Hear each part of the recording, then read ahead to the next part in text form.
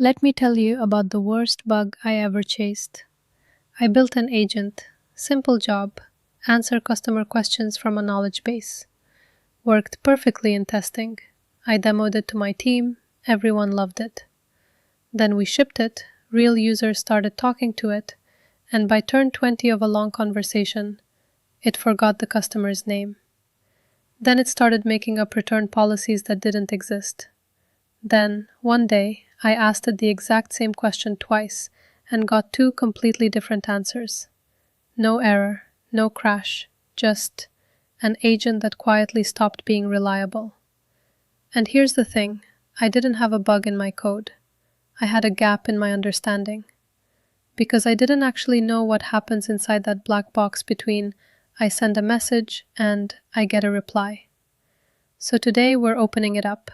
Tokens, context windows, temperature. The three things that quietly control whether your agent is brilliant or broken, and nobody tells you about them until you get burned. It's not reading words, it's reading tokens. Here's the first thing that surprised me. The model never sees your sentence the way you do. You type, "I'd like to cancel my subscription." You see 8 words. The model sees something else entirely, a string of tokens. Sometimes a token is a whole word, sometimes it's half a word, sometimes it's just a punctuation mark or a single character. Can sell might be one token. Subscription might quietly split into 2. Why does this matter to you? 2 reasons, and both of them will hit your wallet or your sanity eventually. Reason 1. Cost. Every API call you make is billed by tokens in, tokens out, not words, not characters, tokens. A long system prompt, a big chunk of conversation history, a pasted-in document, all of it gets counted token by token and you pay for every single one. Reason 2. Limits. There's a hard ceiling on how many tokens you can send and receive in one go. Go over it and the request doesn't gracefully trim itself. It just fails. This is exactly why official token counting tools exist, so you're not guessing how long is too long with a rough word count. You count the actual tokens before you send anything, the same way you'd weigh a suitcase before a flight instead of hoping it fits. Once you start thinking in tokens instead of words, a lot of weird agent behavior stops being a mystery. Now back to my broken agent. Why did it forget the customer's name by turn 20? Because everything an LLM remembers in a conversation isn't memory in the human sense. It's rereading. Every single time you send a new message, the model isn't recalling the past. It's being handed the entire conversation again from the top and reading the whole thing fresh. Your system prompt, every previous message, every tool result, the current question, all of it gets stuffed into one window, and the model reads that window start to finish before it says a word back. That window has a size.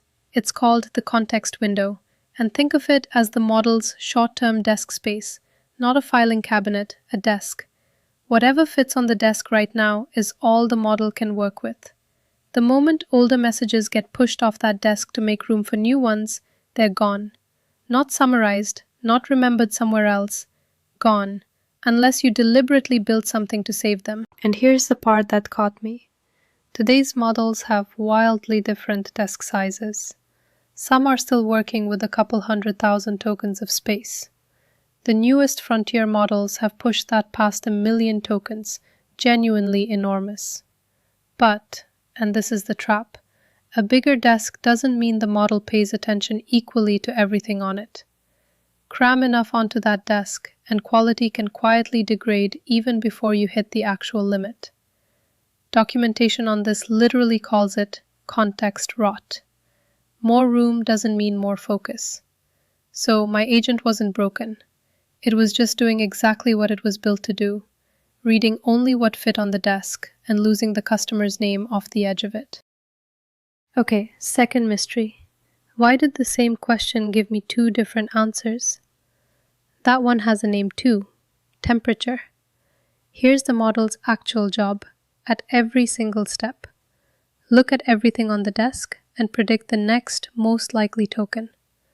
Just one token at a time, over and over, building the reply piece by piece. Temperature is the dial that decides how strictly the model has to pick the most likely next token versus being willing to gamble on a less likely, more surprising one. Turn that dial down towards 0 and the model plays it safe, picks the highest probability token almost every time. Answers get focused, consistent, almost boring in a good way. That's what you want for a math tool, a classifier, a support agent that must not improvise your refund policy. Turn that dial up, and the model starts taking chances on lower probability tokens. Suddenly you get variety, creativity, surprise, great for brainstorming, storytelling, marketing copy. And here's a detail worth knowing before it confuses you later. Even at the very bottom of that dial, you're not guaranteed a perfectly identical answer every time. Official documentation is upfront about this. Low temperature makes things overwhelmingly consistent, not mathematically guaranteed identical. If you need true determinism, temperature alone won't get you all the way there. My agent was giving me two different answers to the same question because nobody had told that dial where to sit. It was improvising when it should have been reciting. Here's the mental model that changed how I build agents completely, and I want you to sit with it for a second. The model is not thinking about your problem. It's not recalling a fact the way you recall your own phone number. At every step, it is doing one narrow thing. Given everything currently on the desk, what token most plausibly comes next? That's it. Run that prediction once, tack the token on, run it again, tack on the next one. Do that a few hundred times and you get a paragraph that feels like reasoning. It's an extraordinary trick. But it's a trick built entirely out of what's plausible, not what's true and not what I remember.